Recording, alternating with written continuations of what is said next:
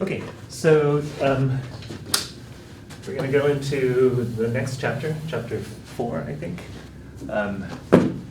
And chapter 4 is basically a bunch of sort of applications of the stuff, of the theory that we've gotten so far to other areas of mathematics. And so the first thing we're going to do is this thing called the isoperimetric inequality.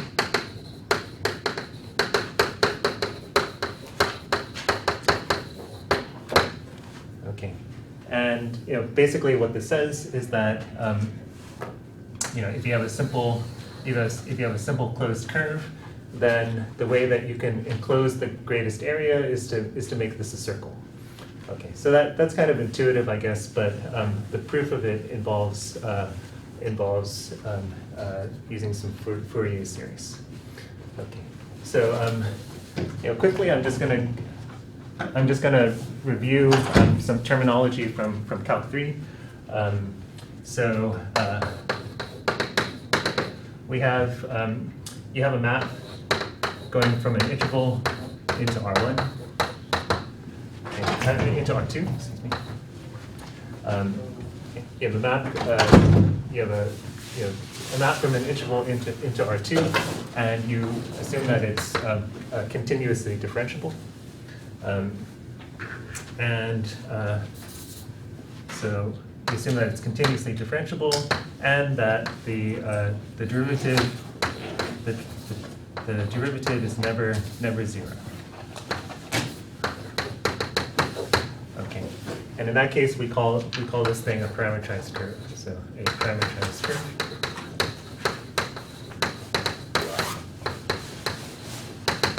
Okay, and we call the image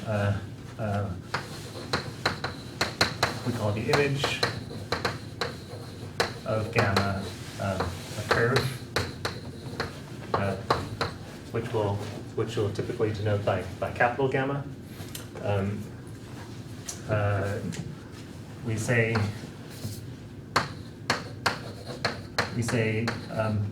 the curve is simple if it doesn't intersect itself.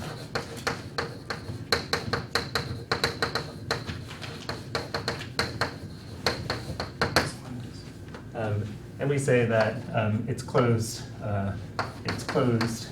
if gamma of A equals gamma of B.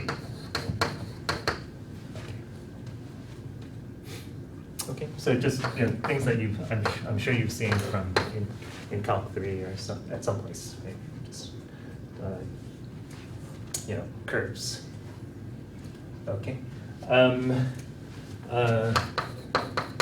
Remark that we can extend gamma to a b minus a periodic function. Okay, so we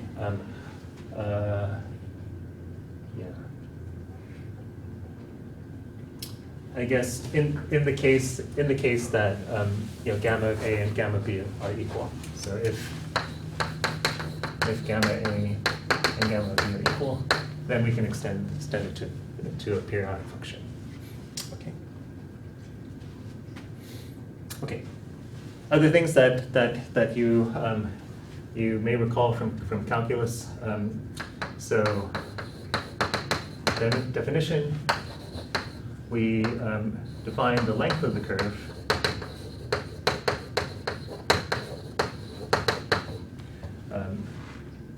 so suppose that say that gamma of s equals x of s, y of s. So suppose you have a curve and you have a parametrization of it, then we define the length of it as the integral of the size of the tangent vector. Right. So you take the norm of the tangent vector. That is to say, you take x prime s squared plus y prime s squared, so 1/2. Right. And then you integrate that over the interval, right? And that gives you the length of the curve, right? So this is the speed, right? So you're integrating the speed over the time interval. So that gives you the length.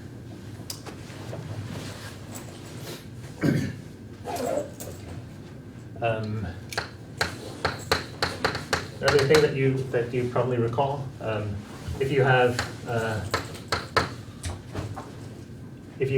a function, a bijective map onto your interval, so let this be a bijective C1 map. Then the composition eta equals gamma composed with S is called a reparametrization.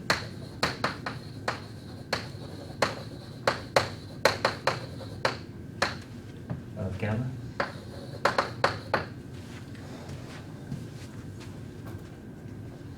Okay, so you just you have initially you have your gamma, right, going into R2, right? You have some curve from AB into R2, and then you're just sticking something on before it from a different interval, right? So the composition is going to be a new parametrization, and it's an exercise in the chain rule to see that the length is independent of parametrization.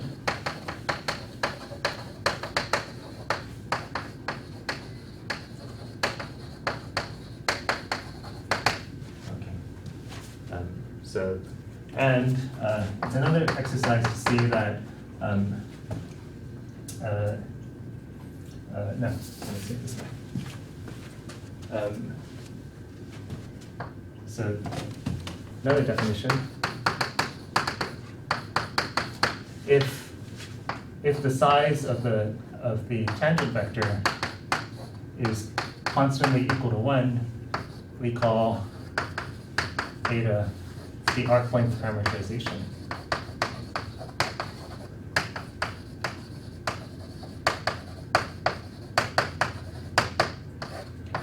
The Arclength parametrization. So, so this is saying that you have a you're using the parametrization where the speed is exactly 1, right?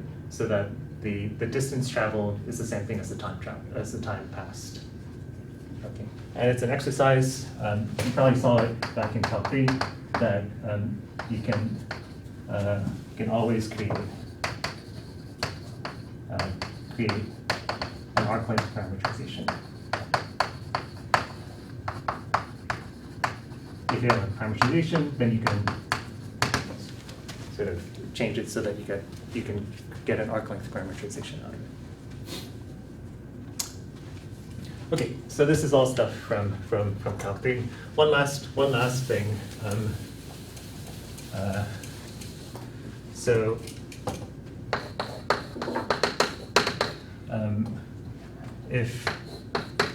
If gamma is a simple closed curve, then we define the area enclosed by gamma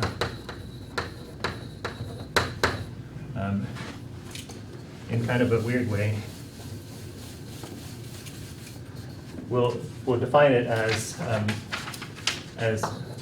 1/2 of the integral of x dy minus y dx. In other words, 1/2 the integral from a to b of x times y prime minus y times x prime.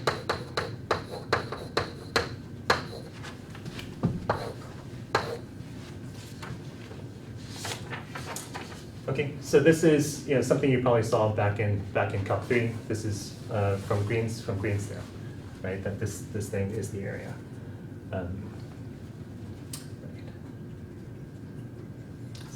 Green's theorem.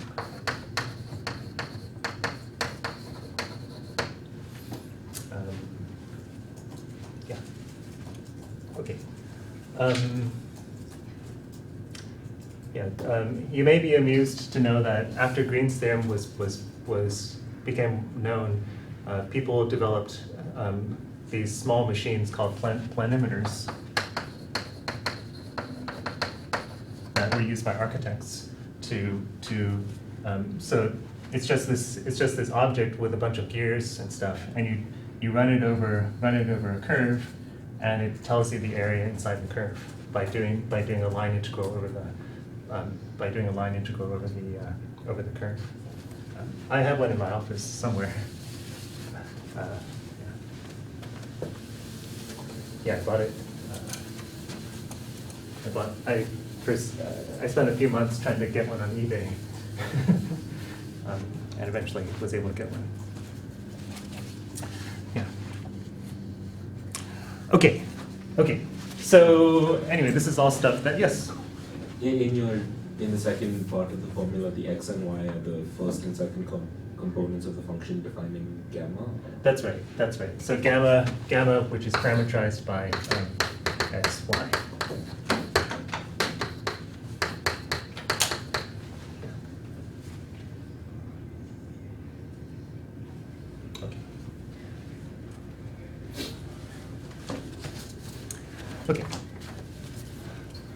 Okay, so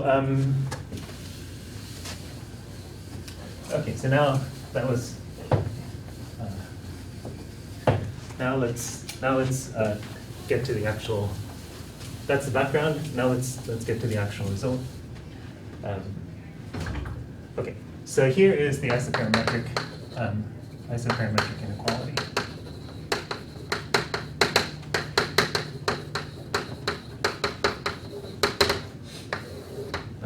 It says the following: if you have a simple closed curve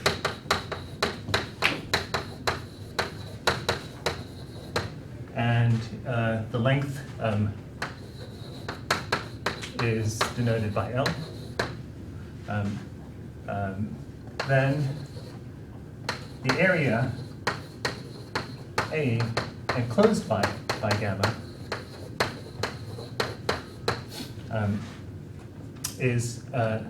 satisfies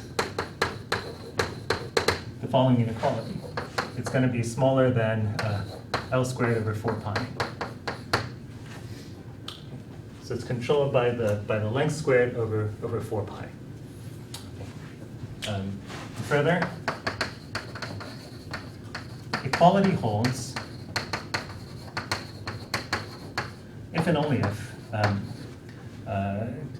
gamma is a circle.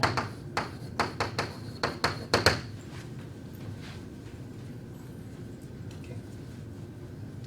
So, yeah, probably, this probably if you told this to a child, right, that the maximum area you can get from a simple closed curve is with using a circle, that would be kind of intuitive, right? That seems intuitive, but the proof of it, is not something that a child could do. Also, sort of something that's used here is the fact that a simple closed curve divides the plane into 2 parts, right? An enclosed part and a non-enclosed part, which again is something that you might think is really trivial, but in fact it requires algebraic topology to prove. It's the so-called Jordan curve theorem.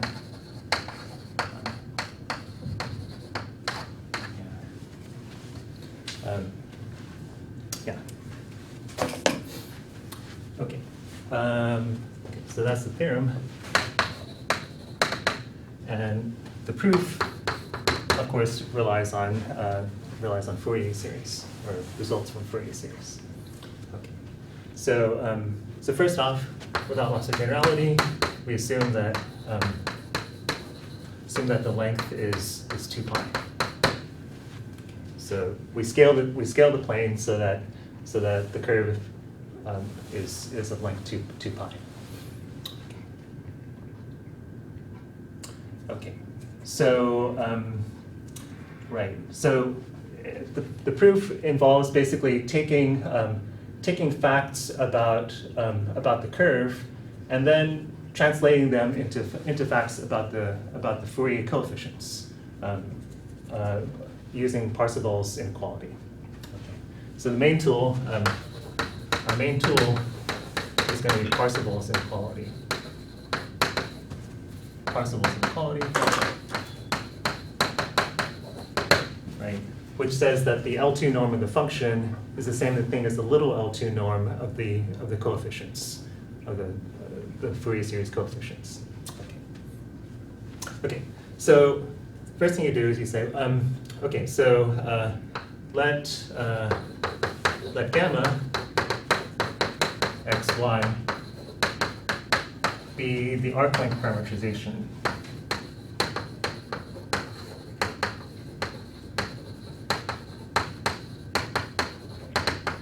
of gamma. In other words, we know that the norm of the tangent vector is always equal to 1. Okay. So, and then you say, well, in that case, if we integrate that, we integrate that over the integral. Sorry, what am I doing?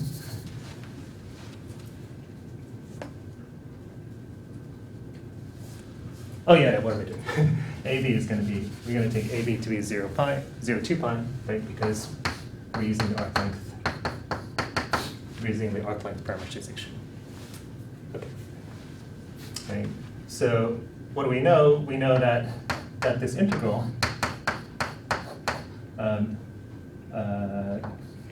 the integral of this squared is equal to 1, right?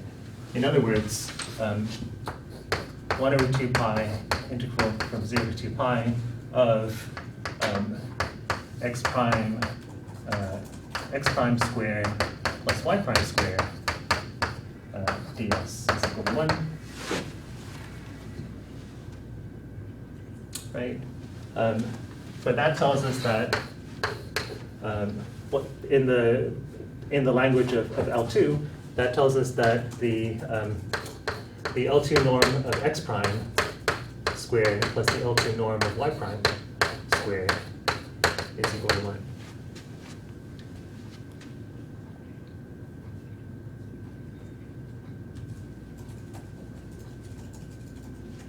Okay, so okay, so now we've got a statement about the L2 norms of these guys. Okay, so what does that turn into in terms of the Fourier coefficients? Okay, so let's say that let's denote by a sub n and b sub n the Fourier coefficients. Fourier coefficients of x and y. Okay. Well, what are the Fourier coefficients of x prime and y prime in that case? If a and b, a sub n and b sub n are the Fourier coefficients of x and y, what are the Fourier coefficients of the derivatives? Anybody want to say? Is it f hat divided by n, or n times? So remember, like when you're taking the Fourier you're integrating this guy against e to the negative I n theta, right? If we have a derivative, so right, the Fourier coefficient is this, right? Right. If you're taking the Fourier coefficient of the derivative, right? What happens then? You can pass the derivative over to the other guy, right? Mm-hmm. Using integration by parts, Yeah. right? Right. And so you get a negative in. You get a negative in times the Fourier coefficient of the original function. Okay. Yeah. Right. Right. So right? So the Fourier coefficient, the Fourier coefficient of the derivative is just negative I times n, negative in times the Fourier coefficient of the original function. Okay. So, okay. So, right, so here we have this statement about the L2 norms of these guys. Well, what does that tell us about, what does that tell us about the Fourier coefficients on the other side? Right? So what does Parseval's theorem tell us? This is the main tool, Jim. The sum of these Fourier coefficients is going to be equal to the sum of these of the original function, so you get minus in x dash and so on. Yes, right. Yeah. So the point of Parseval's is that the L2 norm of the function turns into little L2 norm of the corresponding series, right? So the corresponding series is this, right? So we've got negative in a sub n, right? We've got that series, and we've got, so we get the little L2 norm squared plus the little L2 norm squared of this series, right? And we know that that equals 1. Okay, so this is Parseval's. Okay, so,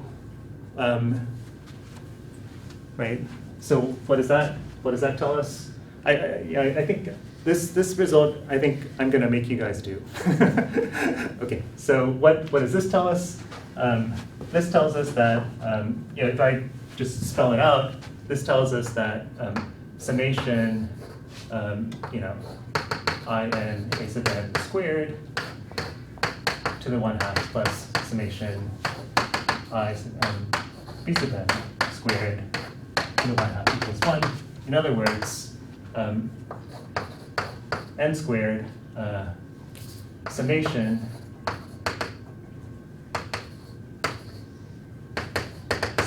of an squared plus absolute value of bn squared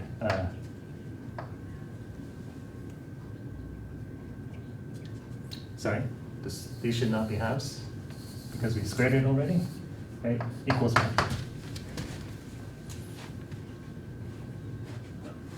Right. Okay, everybody okay with that? Any questions? Right, so what have we done? We've taken just this fact, that we're using the Arclength parametrization, and then we integrate it and get this statement about the sizes of the derivatives. Then we hit it with Parseval's theorem. Parseval's theorem tells us something about the Fourier coefficients. Okay, so right now, you know, this is what we've got. We've got this information about the Fourier coefficients. Okay. Okay. So once we have that, we're actually really close. We're not that far from the end. So you say, well, look. So now, consider the area, right? We want to show that this area is smaller than pi, right? That's our goal, right? We want to show that the area is smaller than pi and equals pi only when we have a circle. Okay. So what do? We do exactly as we did before. We just, you know, from our definition, we have this, right? That this is x, you know, x prime. Xy prime plus, say minus, thank you, yeah, minus y x prime. Yes, absolute value. Okay, but what's this?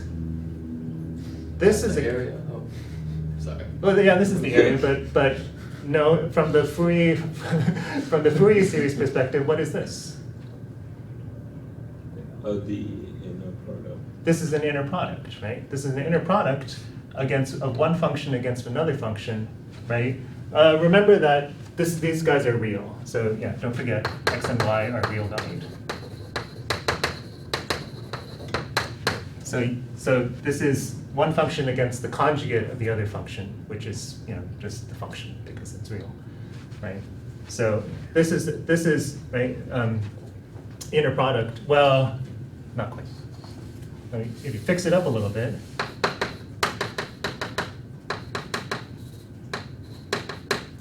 Now it is. You need some constants, but right now it's the inner product of this function against that function, right? And this is again the inner product of this function against that function, right? But now again we can apply Parseval's theorem, right? Parseval's theorem. Remember, there are two forms of it. One was that the norm can be realized. The little L2 norm is the little L2 norm over there. But there's the other form, which is the polarized form, which says that the inner product can be realized as the little L2 product, little L2 inner product. Okay, so right. So what this turns into is so what should I write here? What should I write? What's going to correspond to this? Like I said, I think it's my goal in many classes to just make the students do the work at the end. You guys can probably do it. Okay, what should I write down here? This is going to be like a summation over an times the conjugate of minus in bn. So it's right. In bn. So in bn, yeah. Or does bn need to be real? Because maybe it should be conjugate of minus in bn. Yeah, so let me think. So conjugate of minus I is just going to be I, right? So I just get I there. Did I do anything wrong here? I feel like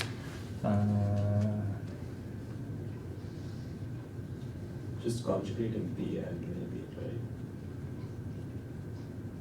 The derivative. Bn is real. Can I check? Let me just check one thing because I. Oh, it is real. Yeah, x and y are real, so that's fine. But let me just check one thing.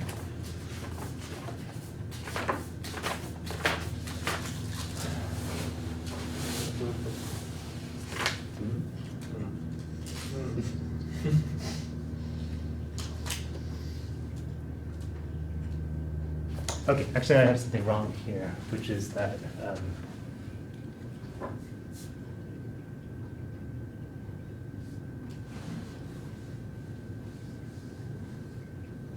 so in the book it says that this should be actually in, not negative in.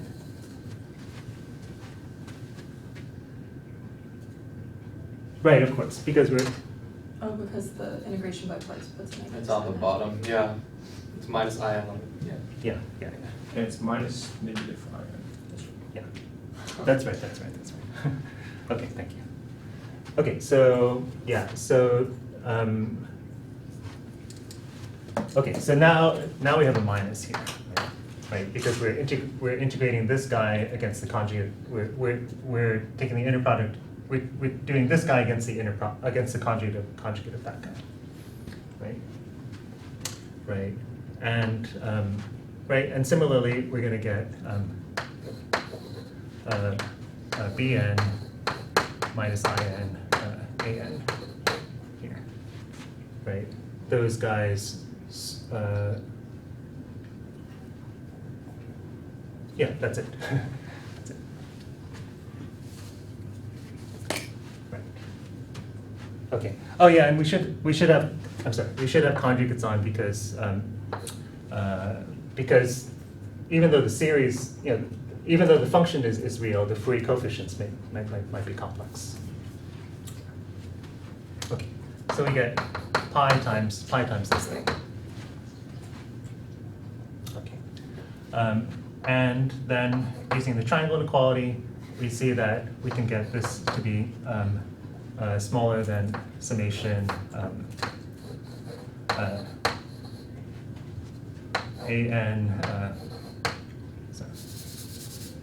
and bn bar minus b sub n a sub n bar.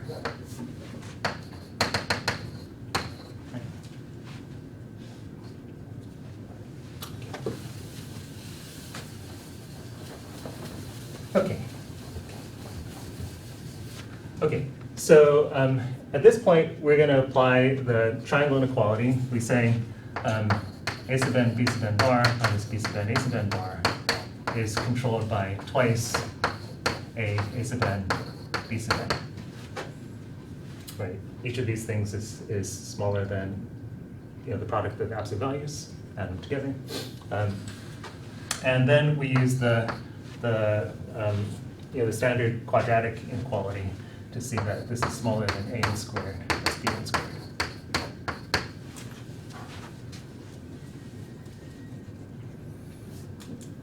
Okay. Okay. So what we have then is that this thing is less than or equal to summation n a n squared plus b n squared. Right.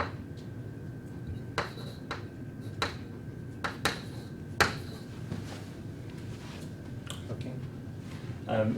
At this point, we say, well, n is always, absolute value of n is always going to be less than or equal to absolute value of n squared.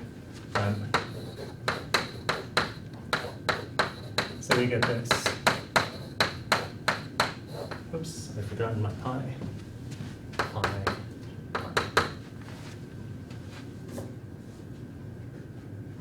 Right? Right. But that, we already saw that, from the Arclength parametrization, this thing is equal to 1. Right? And so that's it. That's it for the first part of the isoperimetric inequality. Right? This is going to be pi. So the area has to be less than equal to pi.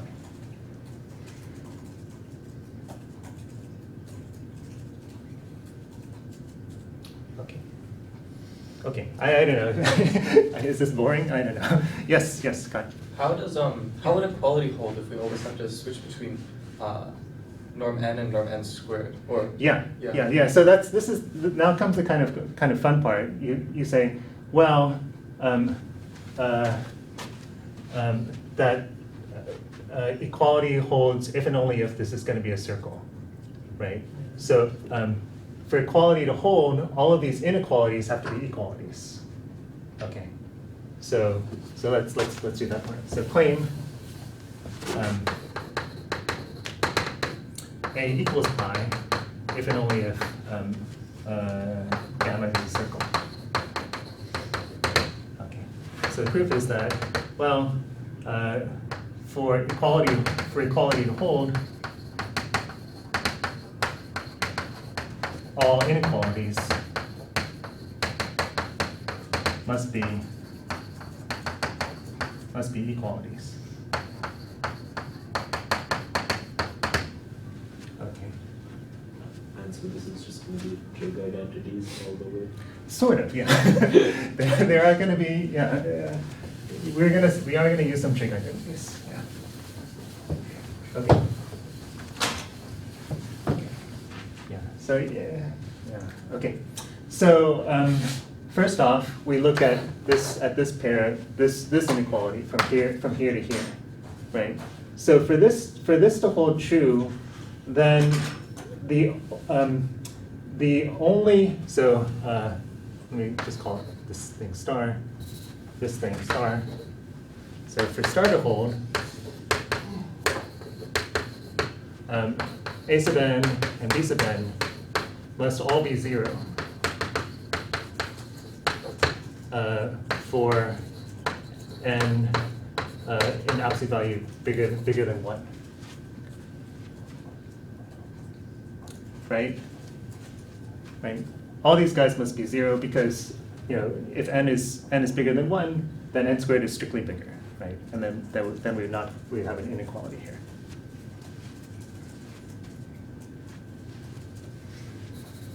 Okay, so we know that the sum, right? So we have the sum actually goes from what we have is that the sum pi n a sub n plus a sub n squared plus b sub n squared. the sum only goes from -1 to 1, right? Everything else is gone, right? This equals 1. Okay. Okay, so that, what does that tell us? That tells us that, let me get rid of the times. That tells us that a -1 squared plus b -1 squared plus a1 squared plus b1 squared equals 1, right? But you know that that these things are a1 and a -1 are the same, right? Because we have a real function, right? Right. Since x prime and since x and y are real value, we know that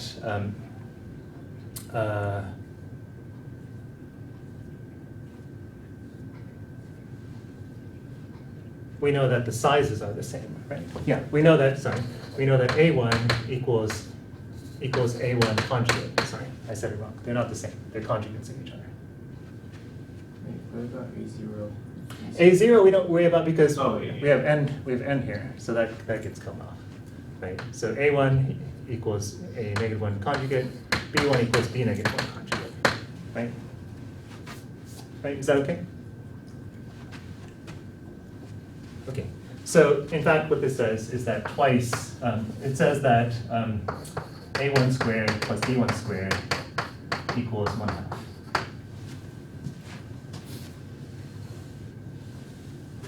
Right, because we get twice, we get twice it equals 1. Okay. Okay. So that's our first observation.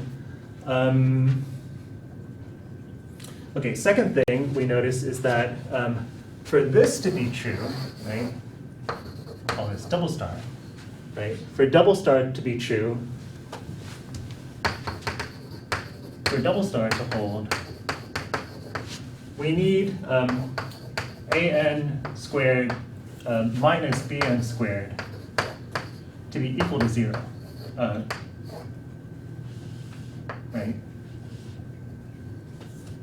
Listen, we need an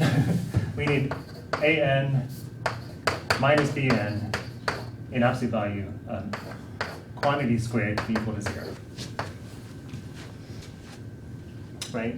Because what this thing says is that an minus bn quantity squared is greater than or equal to 0, right? That's equivalent to double star.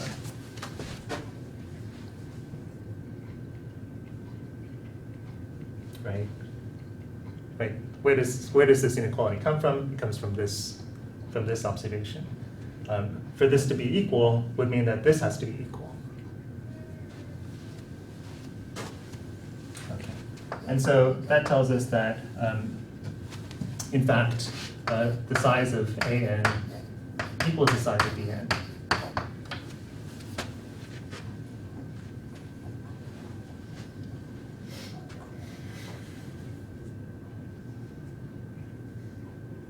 Okay, right. So the size of A1 equals the size of B1, but that tells us that the size of A1 and B1 are both 1/2,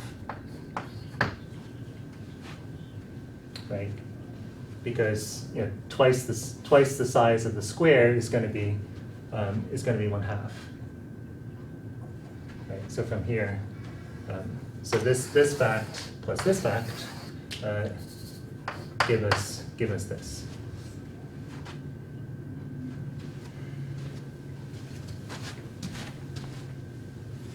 Okay.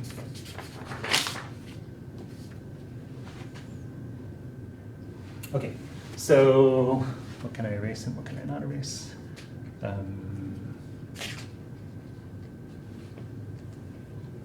Okay. If we want to erase the equalities, we have to prove so. It's okay. It's okay. I'm going to erase this stuff here. I think it's all right. Yeah. maybe, I believe that I have enough space here. Okay.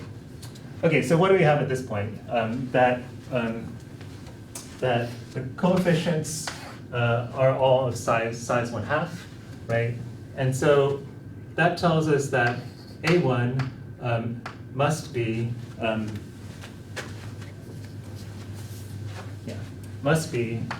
1/2 times e to the I alpha, right, for some alpha. So A1 must be 1/2 e to the I alpha, and for some real alpha, and B1 must be 1/2 e to the I beta for some real alpha and beta.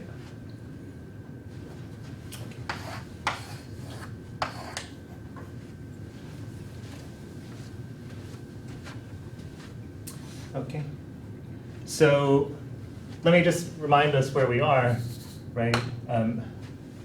We have that at this point, we have that that x must be so alpha -1, which is the conjugate of that, right? Remember, we got alpha -1 e to the negative is plus alpha naught e to the 0 plus alpha 1 e to the positive is. Right.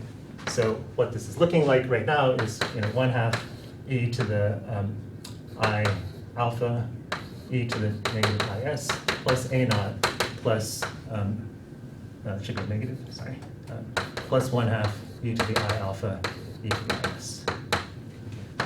Right. We figured out what the Fourier coefficients look like. Right. We knew since it's a real function that these guys are conjugate, and we've just seen that this coefficient must be of size 1/2. Okay. Similarly, we've done the same thing for y. Right. This must be 1/2 e to the negative I beta, negative I e to the negative is plus b naught plus 1/2 e to the I beta e to the is. So that's where we are, and you may recognize that this is a naught plus cosine alpha plus s. Right? These two things combine together and give you the cosine. Okay. Right, and down here we get b naught plus cosine beta plus s. Okay.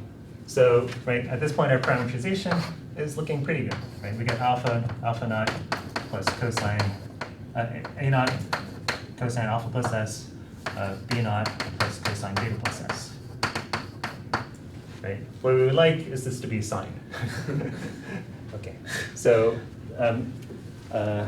okay, so now, can I erase this? It's okay, we used it.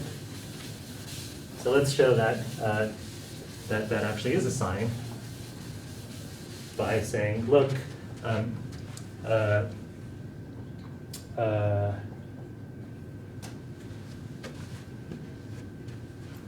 remember this thing,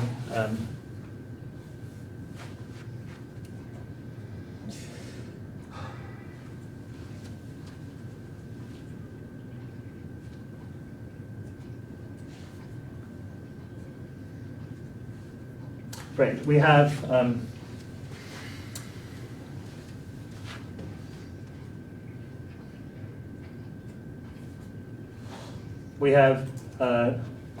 so sorry, going backwards from here, right? We got that this thing was equal to 1/2, right? Now we're going to use this one. So from 3 stars, we see that a sub 1 beta 1 a sub 1 b1 bar minus b1 a1 bar equals this thing, which is 1/2. Okay, so right, we needed this triangle inequality to be equal, to be an equality. Okay. Okay. Now just plug in. Plug in that A1 is 1/2 e to the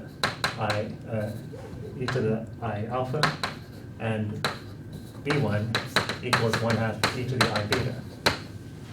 Right, and you get you get 1/2 e to the I alpha minus beta minus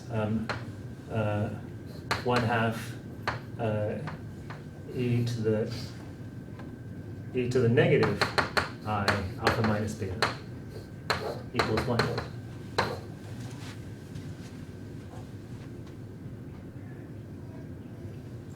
Okay, but that's good because that tells you that the sign, the absolute value of the sign of alpha minus beta is 1.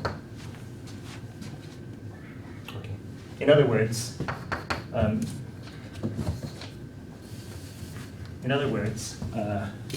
alpha minus beta must be, of sign 1 in absolute value, right? So it's going to be some odd number times pi over 2. Right? For some k in the integers.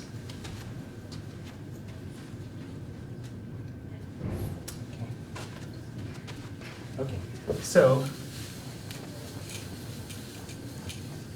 right, in other words, beta is going to be alpha, beta is going to be alpha, minus some odd multiple of pi over 2. Right, and so that does it for you, right? Right, we get that gamma must be, a naught plus cosine alpha plus s, comma, b naught plus cosine beta plus s, right? But that's going to be plus or minus the sign of alpha plus s.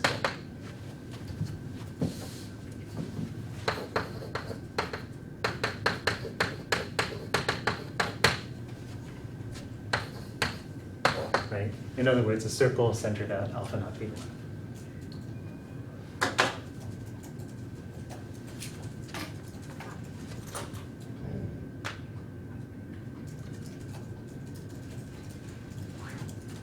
Okay, so I don't know if that was interesting, but I think this is kind of a cute application of Fourier series, right? As you see, the technique was mainly you have this information about the sizes of functions, and then you translate that into the information about the sizes of about the norms of the L2 norms of the Fourier coefficients, right? That's basically the only trick involved.